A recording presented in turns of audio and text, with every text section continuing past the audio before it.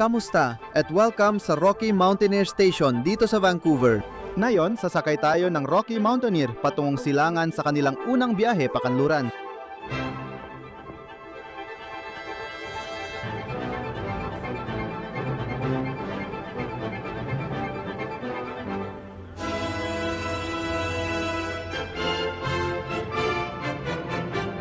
Bihira ang mga paglalakbay na sumasalamin sa diwa ng Canada.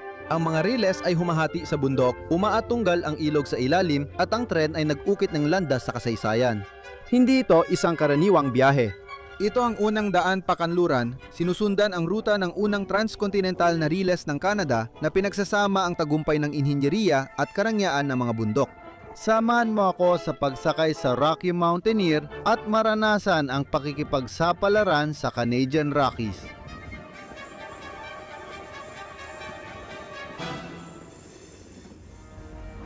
Dito nagsisimula ang ating pakikipagsapalaran sa Vancouver Station ng Rocky Mountaineer. Orihinal na itinayo bilang locomotive works para sa Canadian National Railway, kinuha ng Rocky Mountaineer noong 2004 at unang tren umalis noong 2005. Masaya at puno ng pasaherong naghihintay ang istasyon ngayon. Maraming upuan, may libreng kape na nakahain sa paligid ng istasyon at ang hangin ay pinupuno ng mga nota mula sa isang grand piano sa gitna ng bulwagan. Habang umalis ang tren mula sa istasyon, nagsisimula ang aming paglalakbay pabalik sa hotel. Nagbubukas ang check-in para sa tren 3 araw bago ang alis at pwedeng gawin sa 4 na guest center sa lungsod. Dito kami binigyan ng boarding pass, luggage tag at commemorative pin para sa aming paglalakbay. Sa umaga ng alis, may bus transfer ang Rocky Mountaineer papuntang istasyon. Dito rin namin iniiwan ang bagahe sa araw na yon. Ang susunod na pagkakataon na makikita mo ang iyong mga bagahe ay sa iyong hotel room sa Kamloops, kaya siguraduhing mag-impake ng day bag bago sumakay sa tren. Maikli lang ang biyahe sa Vancouver papunta sa V-Rails Pacific Central Station bago pumasok sa paradahan.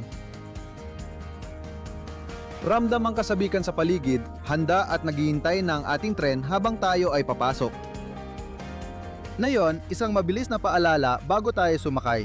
Ang aming mga tiket na yon ay ibinigay ng Rocky Mountaineer. Bagamat sila ang nag-host sa amin sa paglalakbay na ito, sisikapin kong manatiling patas hanggat maaari at lahat ng opinyon na ipapahayag ko sa video na ito ay pawang akin lamang. Nagsisimula ang pagsakay sa tren sa all aboard na tawag at tugtog ng bagpipe na nag-aanyaya sa mga pasahero.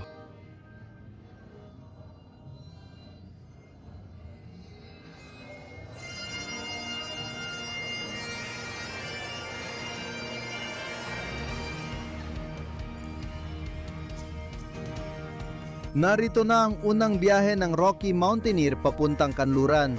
Naglalakbay tayo ngayon sa Gold Leaf, ang pinakamataas na klase ng serbisyo sa tren.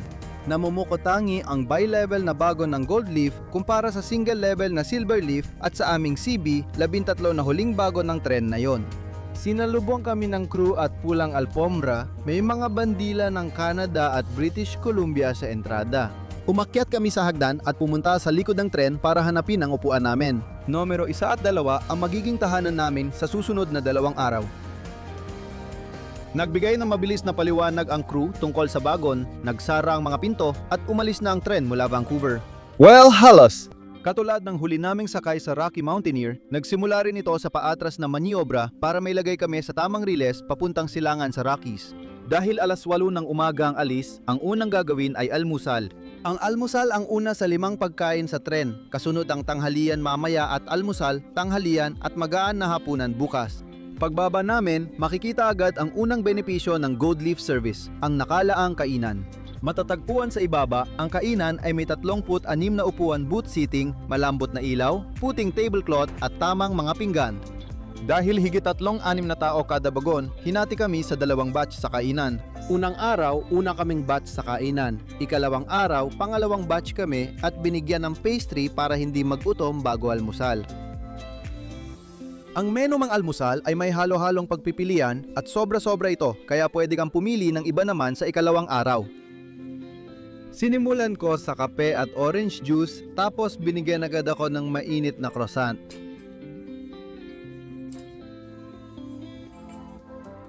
Habang hinihintay ang aming pangunahing putahe, dumidikit ang relay sa tabi ng Ilog Fraser bago tumawid sa bagong Westminster Bridge.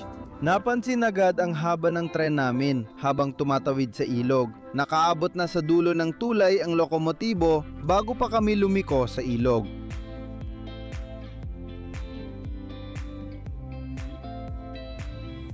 Ihain ang mainit at bagong lutong almusal. Sinimulan ko ang aming paglalakbay sa Eggs Benedict na may English muffin, durog na patatas, bacon at berdeng salad.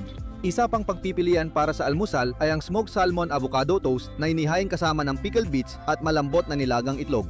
Maganda at masarap pareho ang dalawang pagpipilian gaya ng ibang pagkain sa mesa. Ang lahat ng pagkain sa barko ay niluluto ayon sa order sa kusina at 3 staff ang nagtutulungan para mailabas ito ng mainit at mabilis. Ang mga staff sa barko ay napaka-accommodating sa anumang hiling mo. Kahit humingi ka pa ng dagdag na ulam, hindi ito problema dahil ginagawa ng crew ang lahat para mapasaya ang lahat sa barko.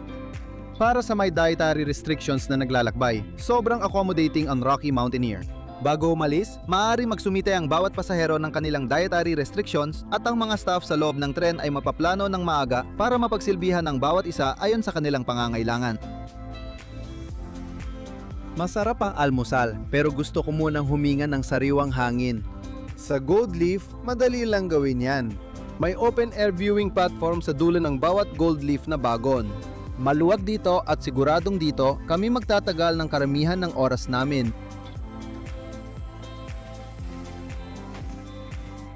Di pa natin makikita ang tanawin sa loob ng 1 oras, kaya balik muna tayo sa loob para tingnan ang Gold Leaf seating.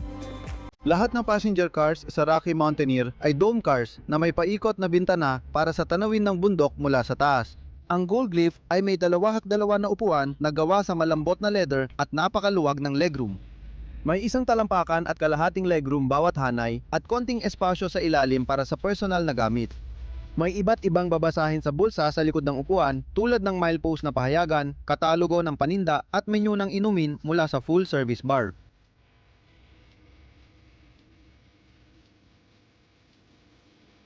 Ang tray table ng bawat upuan ay nasa panlabas na armrest. Inilalabas ito, iniikot pataas at binubuksan sa paligid ng upuan.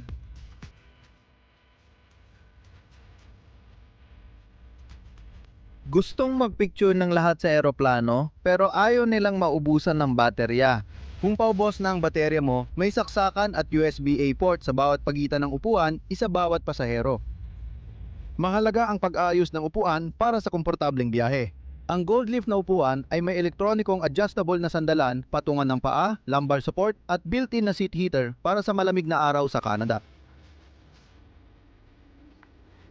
Napakaganda ng upuan, banayat ang kayumang ginito at may quilted caramel gold na headrest. Napaka-komportable ng mga ito dahil kaya nilang i-adjust. Magandang bilevel na kotse pero maaring mahirapan ng iba sa hagdan papunta sa upuan. Kinikilala ito ng Rocky Mountaineer kaya bawat kotse ay may elevator. Ang elevator para sa isang tao ay tumutulong sa mga hirap maglakad o gumagamit ng mobility aid na makapunta sa taas at baba kaya't mas ma-enjoy nila ang biyahe. Ang mga bago ng tren na ito ay napakaganda, napakamoderno at malinis na natulungan pa ng kanilang bagong pagkakagawa. Ang bago namin ay isa sa 10 na ginawa ng Stadler noong 2019 at 2020. Ang natitirang Gold Leaf na bago ng Rocky Mountaineer ay gawa ng Colorado Railcar noong late 1970s at early 2000s. May mas lumang bago na nakakabit sa likod namin. Halatang luma ang loob pero komportable pa rin.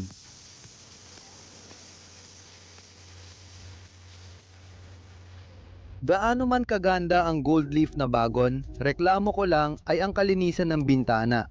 Bagaman ang mga bintana ay nakapalibot para sa pinakamagandang tanawin, may mga bakas ng tubig at guhit sa lahat ng dako. Mahalaga ang paglilinis ng bintana dahil tanawing biyahe ito at malaki ang bayad ng mga tao para sumama. Mahalaga ring banggitin na walang wifi sa mga tren ng Rocky Mountaineer.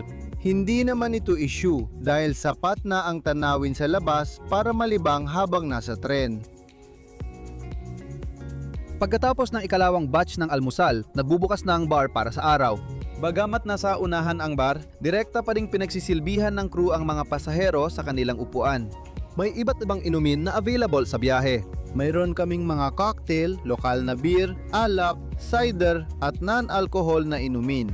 Sinimulan ko sa isang espesyal na cocktail. Di ko na maalalang pangalan pero ang sarap talaga. Susunod, may pagpipilian ng magagaan na merienda, matamis, maalat o maanghang na snack mix.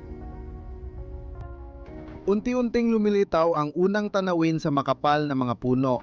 Tumatawid kami sa Ilog Harrison habang nagliliwanag ang bughaw na langit at mataas ang araw, perpektong tanawin papunta sa kabundukan ng Cascade.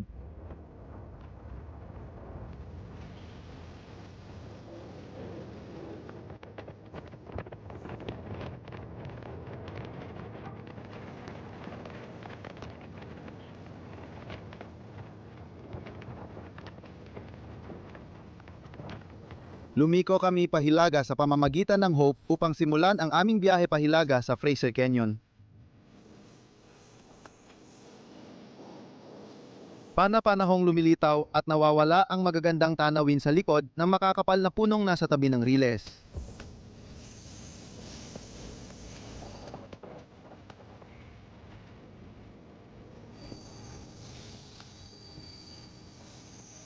Dahil sa masisikip na liko ng kanyon, mabagal ang takbo kaya't marami kaming oras para namnamin ang tanawin sa ilalim ng araw ng Setyembre.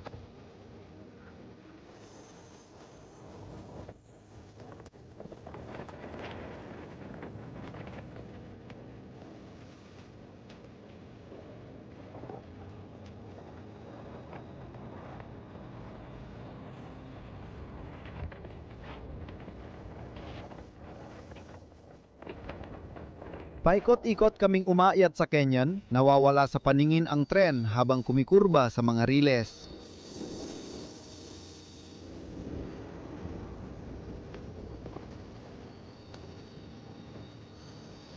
Habang paakyat kami ng Fraser Canyon, oras na para tanghalian.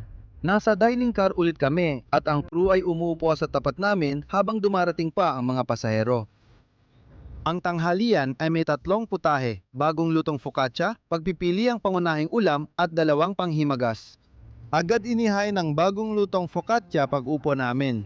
Napakabango at malasa nito at ang hummus at chutney ay napakagandang kombinasyon. Iba't ibang alak ang inihain sa tanghalian. Pinili ko ang pulang babagay sa aming putahe. Habang umiinom kami ng alak at kumakain ng pampagana, nakita na namin ang impyernong Tarangkahan.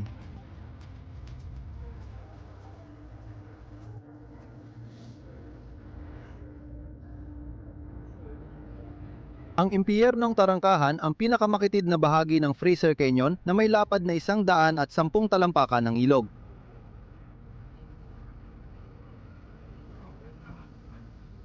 Ang lugar ay kilalang destinasyon ng turista, may cable car at tulay na tumatawid sa ilog at paakyat sa pader ng bangin.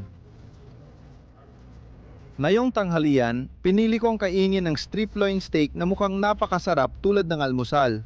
Makatas at malambot ang steak, may inihaw na patatas at broccoli sa gilid. Mukhang masarap ang steelhead salad. Ang trout ay nasa ibabaw ng gulay at asparagus. Panghimagas, klasikong chocolate tart. Napakasiksik at napakalasa nito, perpektong paraan para tapusin ang pagkain. Alam kong lagi kong sinasabi na magaling, pero sobrang kamangha-mangha talaga ang pagkain sa eroplano buong biyahe. Ipinagmamalaki ng Rocky Mountaineer ang kalidad ng kanilang pagkain at hindi lang ito pang marketing, tunay ito.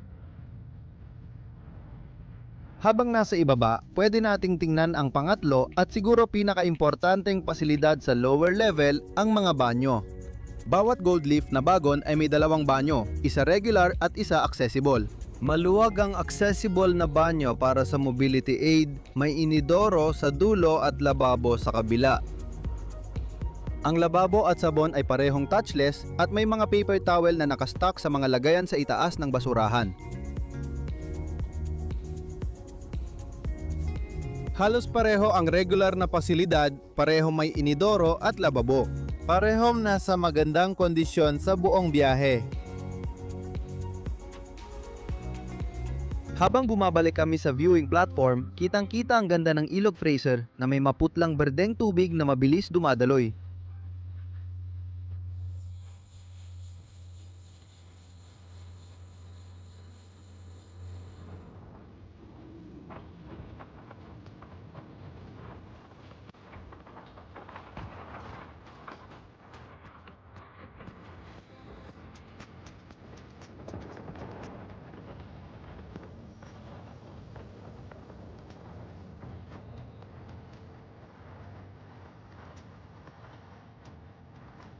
Ang Cisco Crossing ay isa sa mga pinakakapansin-pansing bahagi ng Fraser Canyon. Dito nagtatagpo ang Canadian Pacific at Canadian National Railways na parehong may sariling tulay sa pagtawid ng ilog. Paglabas sa bundok, tinatawid natin ang itim na Canadian Pacific Bridge na True Trust tulay. 1,200 talampakan paakyat sa ilog, ang Canadian National Bridge ay matayog. Ang kahel na arch na tulay ay sumasaklaw ng 425 talampakan sa ibabaw ng ilog at Canadian Pacific Railway.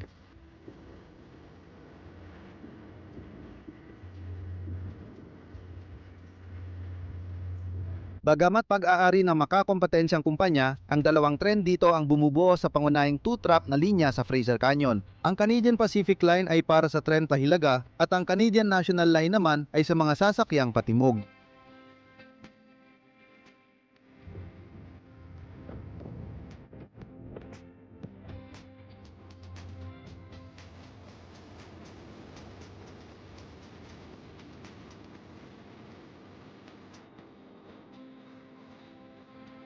Halos agad-agad pagkatapos ng Cisco Crossing, biglang nagbago ng husto ang tanawin. Nawala na ang luntiang kagubatan sa kanlurang Canada na palitan ng tuyot na tanawin. Ang nakikita natin ay ang naging resulta ng Lytton Wildfire, isang mabilis kumalat na sunog na tumama sa lugar noong 2021. Sa Lytton, tayo nagpapaalam sa Fraser River at minabati naman natin ang Thompson River. Dumaan ang unang bahagi ng Thompson River sa Rainbow Canyon na pinangalanan dahil sa makukulay na mineral gaya ng oxidized na tanso, bakal at asupre.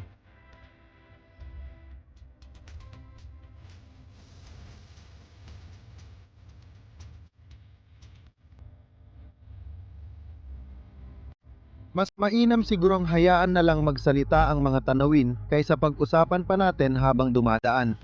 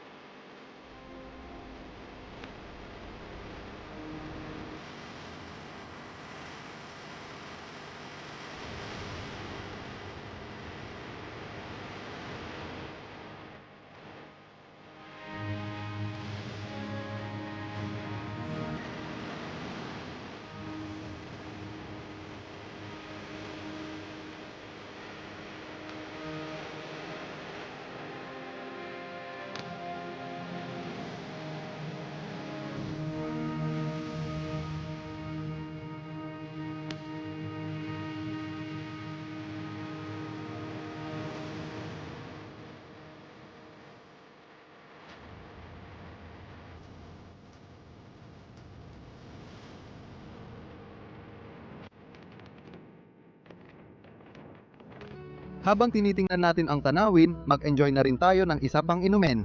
Pinili ko ang Ginraki, bersyon ng Rocky Mountaineer ng Ginriki sa pagkakataong ito. Umupo kami uminom at nag-relax habang dahan-dahang umaakyat ang tren sa tabi ng Ilog Thompson.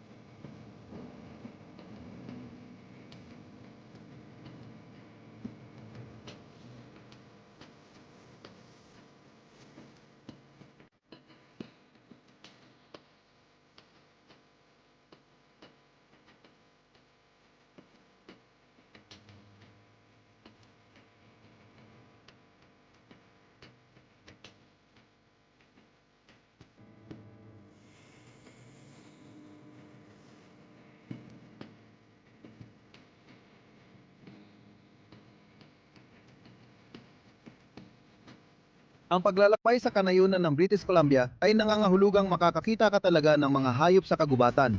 Una naming nakita ang mga hayop ng Canada nang makita namin ang ilang bighorn sheep na umaakyat sa bangin malapit sa Riles. Malaki ang pagkakaiba ng buhanging bangin sa tanawin kaninang umaga. Parang nakarating na kami sa Utah at sa kamanghamanghang mga tanawin ng Colorado Plateau, pero nandito pa rin kami sa Canada.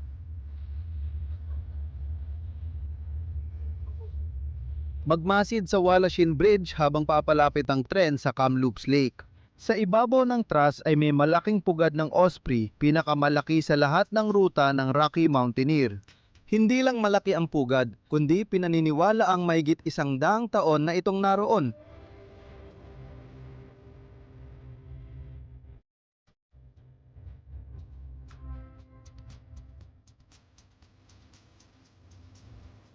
Ang mga bundok ay lumalayo sa ilog habang papalapit tayo sa lawa ng Kamloops. Ang 29 kilometrong ngawa ay nasa kanluran ng tagpuan ng North at South Thompson Rivers at dating 20 beses na mas mahaba noon.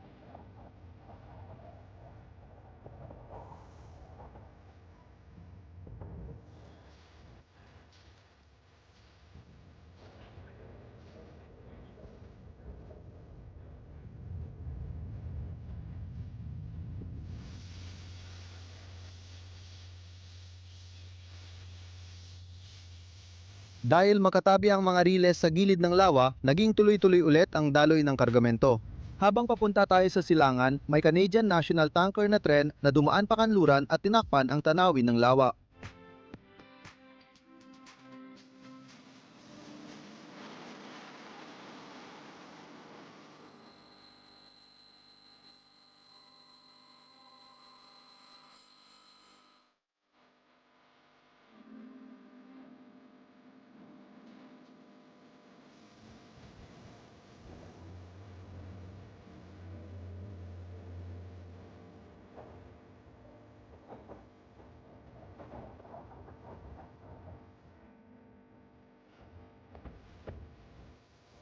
Kung gusto mong mag-uwi ng alaala, silipin na lang ang katalogo ng paninda. Nasa katalogo ang iba't ibang regalo at kolektibol. Ang mga binili ay iiwan sa iyong upuan sa ikalawang araw ng sakay.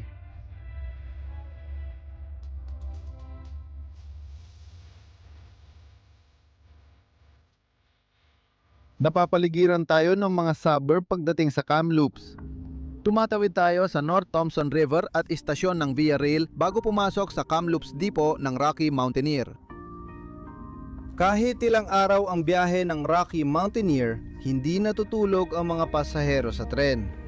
Nagbibigay ang Rocky Mountaineer ng hotel accommodations para sa mga pasahero sa gitna ng bawat biyahe. Dahil dito, 100% ng biyahe ay sa araw, kaya mas mahaba ang oras para mamasyal. Kamloops ang hintuan namin ngayong gabi. Ibinigay ang susi ng kwarto sa tren bago kami dinala sa hotel. Dito rin naghiwalay ang First Passage to the West at Journey Through the Clouds. Mula rito, tutuloy kami silangan papuntang Banff, habang ang Journey Through the Clouds ay pahilaga patungong Jasper. Sa 550 katao na sakay, ang mga pasahero ay pinaghati-hati sa iba't ibang mga hotel. Pinapasakay kami sa isa sa mga naghihintay na coach at agad kaming bumiyahe papuntang Delta Hotel Kamloops.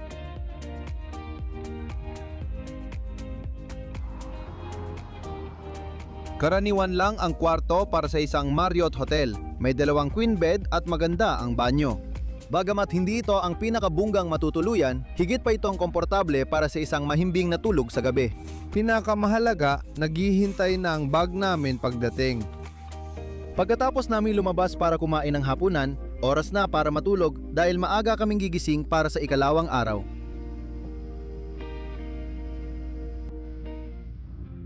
Maaga kaming nagising kinabukasan. Dahil mas mahaba ang biyahe ngayon, ang oras ng pagsundo ng boss papunta sa istasyon ay alas 6 ng umaga. Iniwan namin ang bagahe, sumasakay sa bus at bumabalik sa istasyon para salubungin ang tren.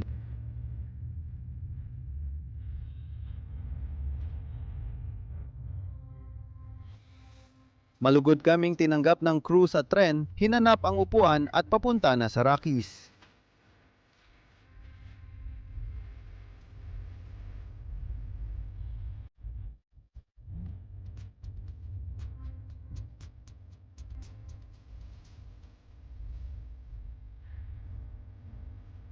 Nagbago ang schedule ng pagkain, kaya ang kalahati ng aming bagon ay kabilang na sa ikalawang batch ng almusal at tanghalian. Habang hinihintay namin ang aming oras ng almusal, binigyan muna kami ng magaan na pastry at kape. Ngayon, cranberry cake na may lemon drizzle ang inihain. Isa na namang magandang araw dito sa British Columbia. Ang araw ay sumasalamin sa tubig ng South Thompson, ang ilog na magiging gabay natin ngayong umaga.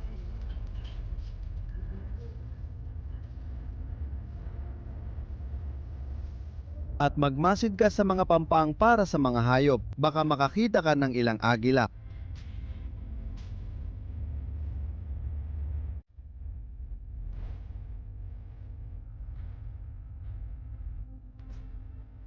Sa ganitong kagandang umaga, iisa lang ang tamang paraan para gugulin ito, sa labas.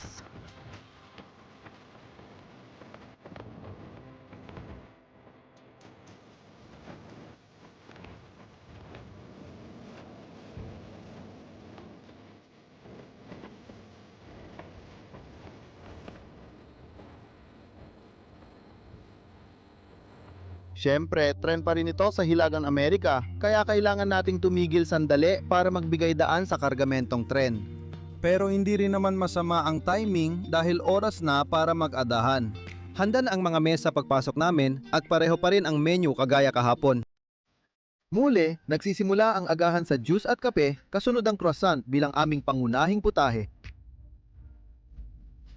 Pinili ko ang scrambled eggs na may bacon, patatas at green salad. Yung mga kasabay namin sa mesa ay umorder ng breakfast skillet, inihaw na patatas, sili at sunny side up na itlog. Masarap ulit ang almusal at masaya kaming pinagbigyan ng crew sa dagdag na tinapay. Bumalik kami sa viewing platform habang paakyat papuntang lawa ng Shuswap.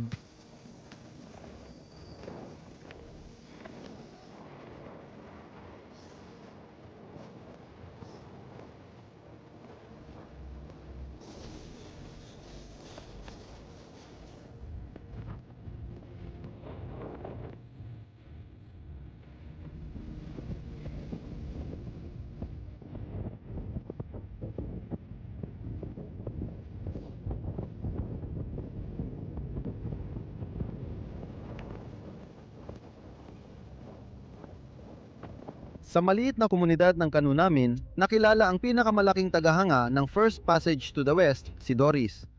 Si Doris o ang asawang si Brian ay matagal nang naghihintay sa tren ayon sa staff at naging simbolo ng Rocky Mountaineer.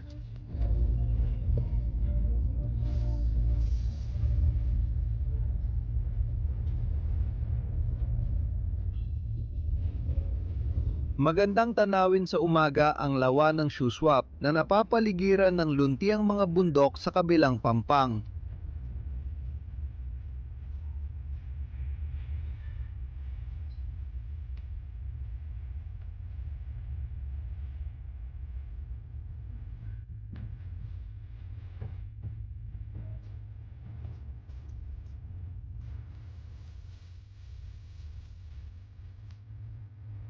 Sa Criguela, matatagpuan ang monumento ng huling spike ng Canadian Pacific Transcontinental Railroad. Noong Nobyembre 7, 1885, ipinukpok ang huling spike bilang tanda ng pagkumpleto ng Transcontinental Railroad ng Canadian Pacific na unang nagdugtong sa Canada mula baybayin hanggang baybayin.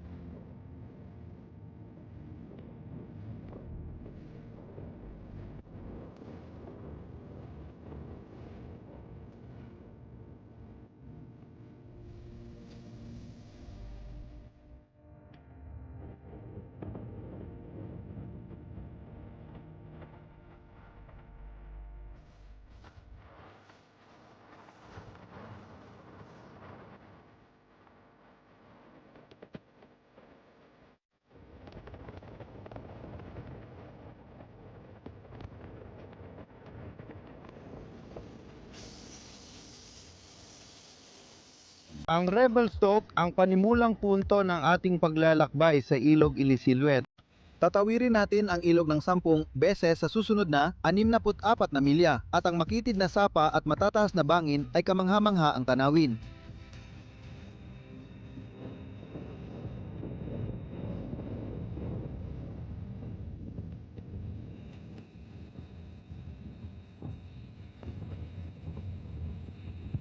Astig ang mga dati nating engkwentro sa hayop pero may tawag sa radyo na nagsasabing may makikita tayong espesyal. Isang itim na oso.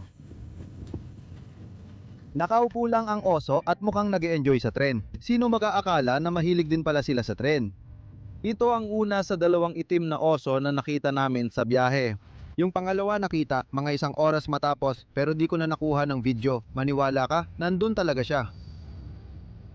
Napansin ko na malaking advantage ang nasa likod ng tren para makakita ng hayop sa biyahe. May mga 20 bagon sa unahan namin at lahat ng tao'y nakatanaw sa bintana para sa tanawin. Kailangan lang namin ng isang tao na magbantay at agad mag-radio call kung may makita. Kaya marami kaming oras para magbantay sa anumang lalabas. Hindi ako sure kung pwedeng humiling ng upuan sa likod pag nagbubook. Pero kung gusto mong makita ang wildlife ng maganda, ito ang gawin mo. Pagbalik sa dome, oras ng kumuha ng merienda, uminom ng cocktail at pagmasdan ang gandang tanawin ng mga bundok.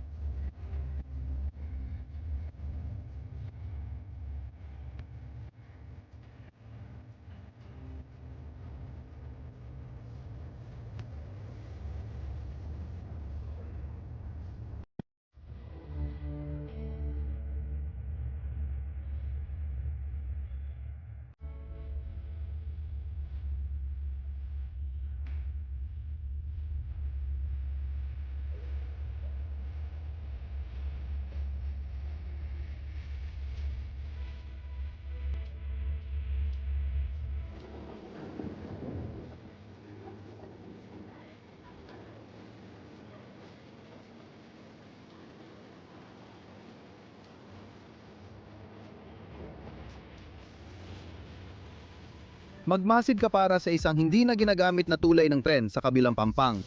Ang lumang tulay ng tagapupok ng bato ay labi mula nung ilipat ang linya sa kabila ng ilog para maiwasan ang pagguho ng nyebe.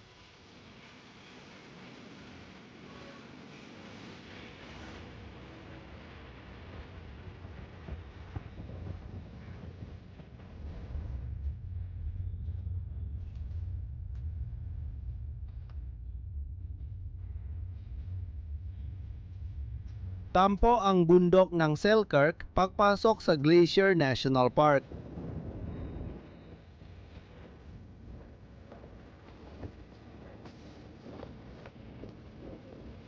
Lalo pang tumataas ang mga bundok sa unahan, pero hindi tayo iikot, daraan tayo mismo sa gitna ng mga ito.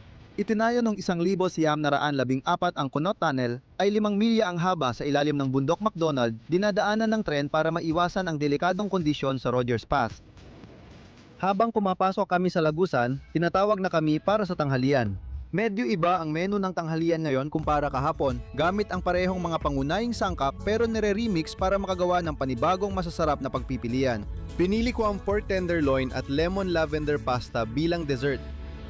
Kakaupo pa lang natin para mag-lunch, pero ilang minuto lang mula Kana Tunnel, makikita na agad ang Stony Creek Bridge.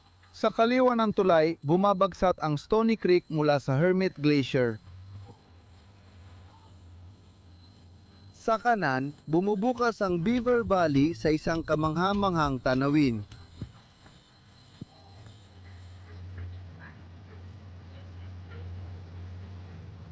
Pagbalik namin sa mesa, inihay na ang tasting plate na may prosciutto, pickled gulay at baget. Ang aming pork tenderloin ay mukhang masarap, inihain kasamang butternut squash, beets at sharp peach. Medyo overcooked ang tenderloin kaya medyo tuyo, pero nababawi naman ito ng katas mula sa peaches at beets. Masarap pa rin ang lasa kahit paano niluto, at bagamat di kasing sarap ng steak kahapon, masarap pa rin itong pagkain. Ang lemon pauset ay preskong pampatapos ng tanghalian kasabay ng compote at lavender macaron. Sa Gold Leaf, ginagawa ang pagkain sa dining room, pero sa Silver Leaf, kakaiba ito. Para sa mga pasaherong naglalakbay sa Silver Leaf, ang mga pagkain ay direktang inihahain sa inyong upuan. Ibang menu, pero lahat sariwang niluluto sa order. Habang pinag-uusapan natin, ano nga ang itsura ng paglalakbay sa Silver Leaf? Ang Silver Leaf na kotse ay single-level dome cars na may 56 pasahero sa 2x2 upuan. Tinatangkilik ng pasahero ang maluluwag na leather na upuan na may sapat na legroom at footrest para sa dagdag ginhawa. May leather seat back pocket, tray table at 2 saksakan bawat upuan. Ina-adjust ng pasahero ang upuan gamit ang lever sa gilid at umaabante ito habang naka-recline sa shell. May maliit na gali sa bawat bagon para sa paghahanda ng pagkain. May open-air viewing din sa Silver Leaf pero limitado ito. Pinananatiling bukas ng Rocky Mountaineer ang itaas ng pintuan ng vestibule, kaya pwedeng tumayo ang 1 to 2 pasahero kada pinto. Kailangang magpalitan ang mga pasahero para maranasan ito ng lahat sa bagon. Mga kuhang ito ay mula sa aming biyahe sa Silver Leaf Plus nang sumakay kami ng Rockies to Red Rocks mula Denver, Colorado hanggang Moab, Utah. Kung di mo napanood ang adventure na iyon, tingnan sa taas na kanan o description sa ibaba. Bago kami dumating sa Banff, namigay ang crew ng arrival card sa bawat grupo ng mga pasahero. Nasa card ang detalye ng motor coach para sa transfer sa hotel at may QR code din para sa gustong mag-book ng extra activities.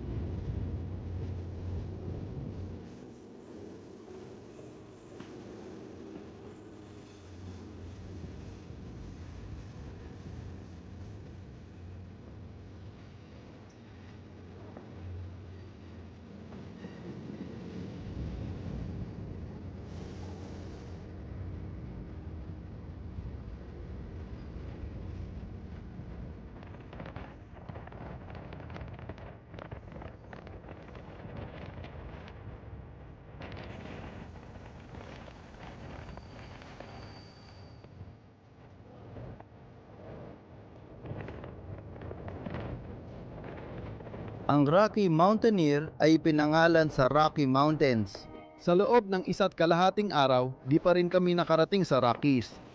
Pero habang nilalakbay namin ang Kicking Horse River, iniiwan na namin ang Selkirk Mountains at tumatawid papunta sa Rocky Mountains.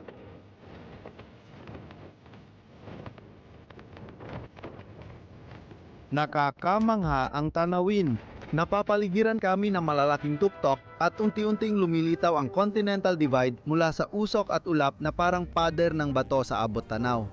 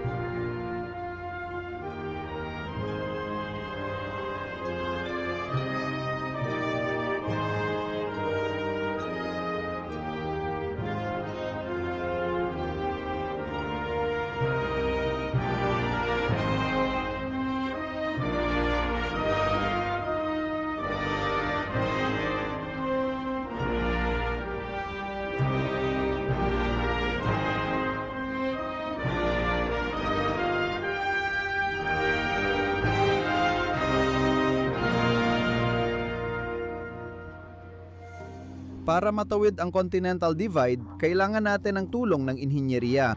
Mula Fields hanggang Kicking Horse Pass, kailangang umakyat ng mga tren ng 1,210 talampakan. Sa gitna ng 10 milyang bahaging ito ay ang 950 talampakang pag-akyat sa hilaga ng Cathedral Mountain. Unang solusyon sa matarik na bahagi, isang malaking burol lang.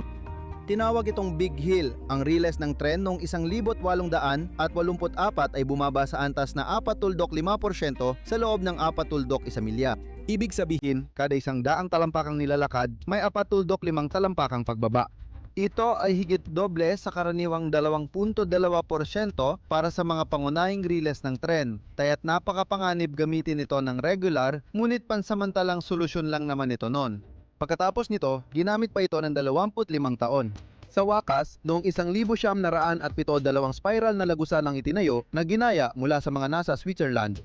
Ang mga lagusang ito ay dinoble ang distansya at dahil dito ay nabawasan ng kalahati ang incline kaya naging mas kayang-kaya na lang ito na 2.2%. Dahil sa spiral na lagusan, marami tayong oras para mag-enjoy sa Yoho Valley at bundok ng katedral.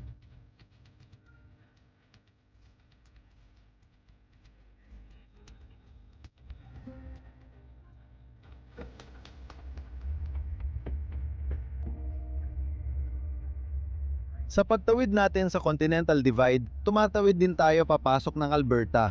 Ang papalubok na araw ay bumubuo ng mahahabang anino sa lambak at ang ulap ay nagpapapusyaw kahel sa abot tanaw. Ang unang biyahe sa kanluran ay darating sa Banff mga 8:15 ng gabi.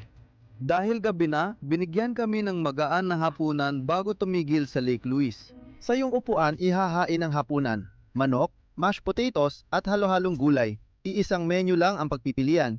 Di man kasing bongga ng dati naming pagkain, masarap pa rin at sapat na pampabusog hanggang Banff. Habang kumakain, huminto kami sa Lake Louise, una sa dalawang destinasyon ng First Passage to the West. Bumaba ang ilang unang sasakyan at nagpatuloy kami sa biyahe.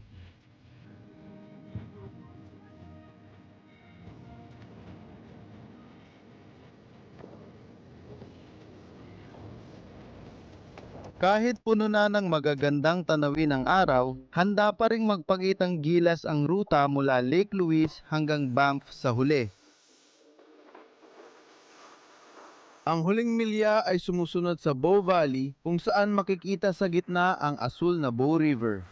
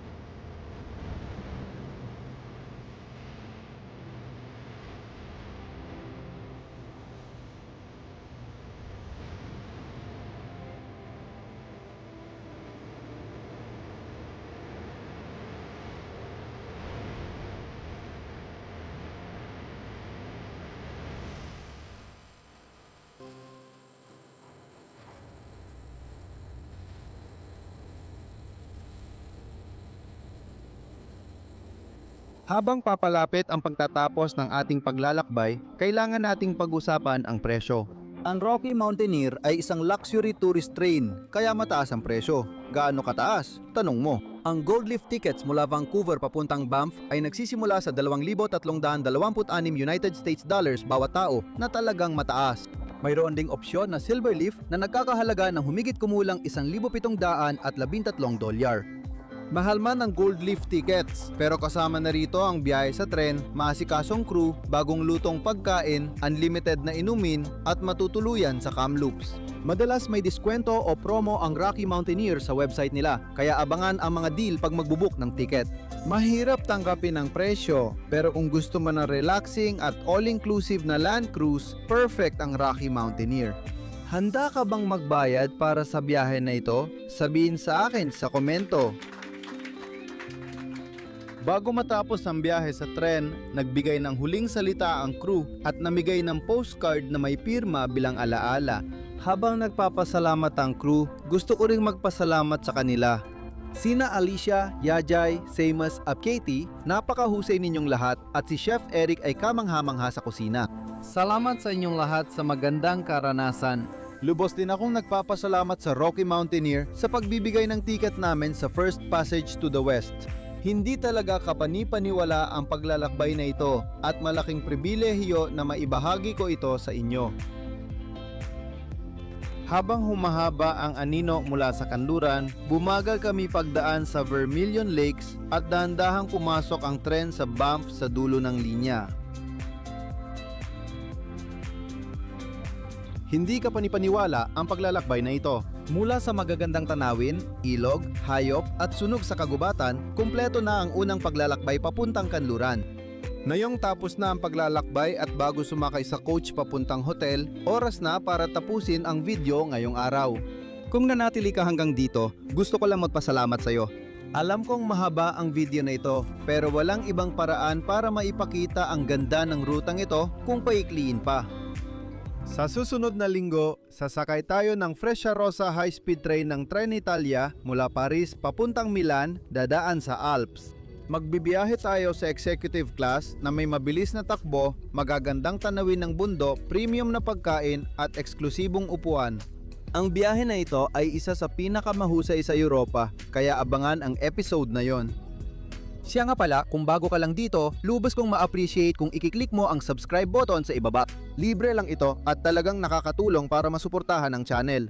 Gusto kong magbigay ng malaking pasasalamat at shoutout sa aking mga tapat na patron at miyembro.